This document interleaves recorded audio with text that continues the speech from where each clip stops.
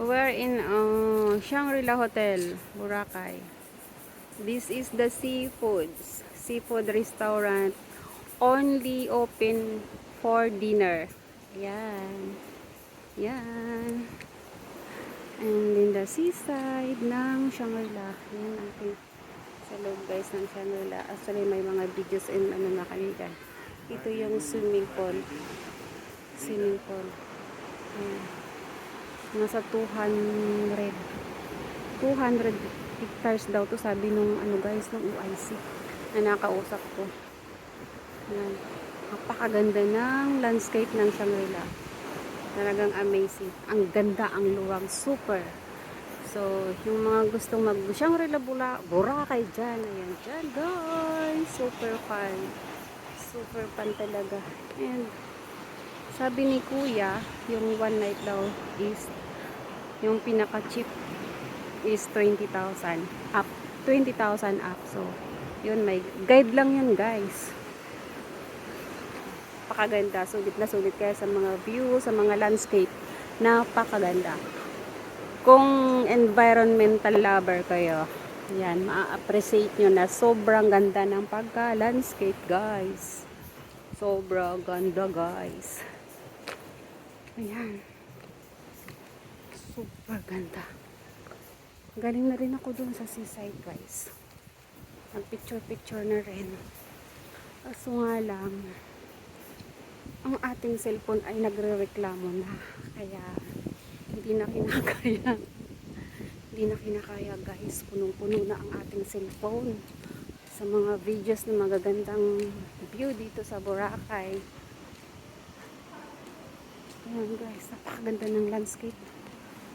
Parang sabihin mo lang, wag muna tayong umuwi. Yan, dyan mo yung dagat guys. Napakaganda ng landscape. Hindi kayo magkakamali guys dito pag once na alam nyo na hinadaanan na yun. Mga pathway na yan. Super ganda to ng pagka-landscape.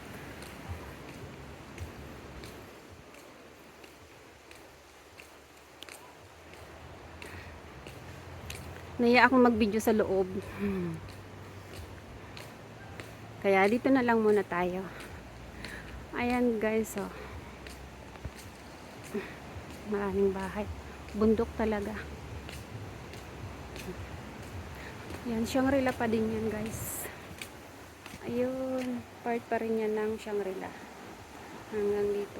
Kasi almost 200 hectares ang covered ng Shangri-La. Super ganda ng pagka-landscape. Amis ka talaga guys.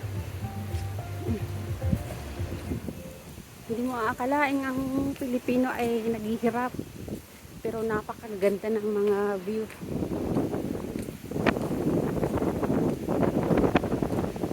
Kung nandito kayo guys, forget mo muna yung mga stress natin, yung mga problema. Pansamantala mo lang kalimutan ang mga problema natin dahil. Ayan. May VIP darating sa Shangri-La guys. Ngayon, may VIP na darating sa Shangri-La. Excuse me. O, diba?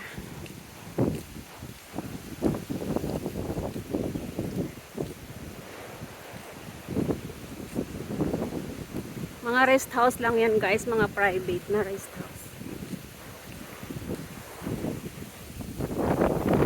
Galing kami doon, papunta yun sa lobby. Dito, lobby area. Lobby area. Diba? Kahit peak season, summer, hindi magsisiksikan ng mga tao kasi super luwag. Super luwag guys. Ayun, doon tayo galing guys. Doon tayo galing. Doon nga ni tayo galing. Ayun, doon nga ni tayo galing. Ayun, doon tayo galing guys. Doon yan.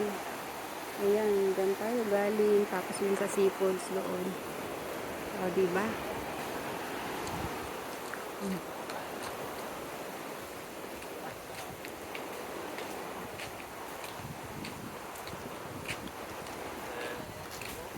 Hello po. Pahinga na kayo, kuya. Pahinga na kayo.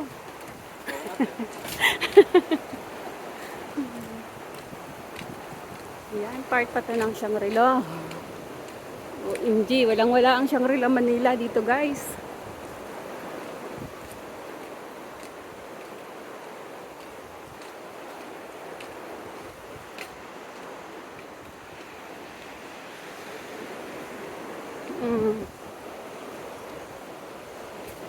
Yung gustong mga kumuha ng pag mga long staying guest, kung gusto niyo ito mag 1 month, 2 months, ayan, dito kayo guys pupunta. Para kayong nasa rest house. Rest house na nga. Ayan. Ang kagandahan dito is hiwa-hiwalay ang mga buildings. Hiwa-hiwalay guys. Pero hindi kayo magsisi kahit maglakad kasi nga napakaganda ng view. Kung kayo ay environmental lovers, kasi maa-appreciate nyo yung mga kahoy, mga punong kahoy. Yan. Pero mas highlight talaga dito sa Boracay, alam naman natin ang ayan, ang coconut. Yun ang highlight dito. Grabe, ang tatangkad ng mga nyug dito guys.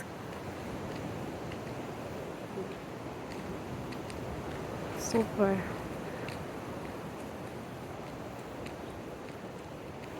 Ayan. Rest house pa rin to ng Shangri-La. So talagang kung gusto mo mag-imot dito, diyan ka na lang muna tumira.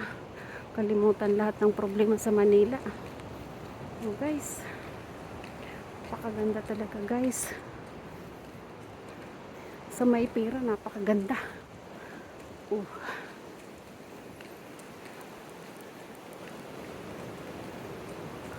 Kahit naman guys, napagtanto ko ngayon, napagtanto na kahit naman pala, basta may pamasahe lang, you can go in Boracay. Basta marunong lang kayo mag-isip na magtipid. Yung wag lang mag-inarti, mapupuntahan nyo lahat. Basta lakad-lakad lang, kunting sakay, makakapunta kayo na hindi tayo mapapagpintuhan. Ayan guys, bababa na tayo sa dagat. Oh, nakikita nyo na yan, nyug niyan. Kita nyo na yung nyug na yan. Yan, highlight, diba? Sa Boracay. Oh, dito na tayo guys. Oh, diba? Ganon. Ganon, galing tayo doon. Ganon. Sige na guys.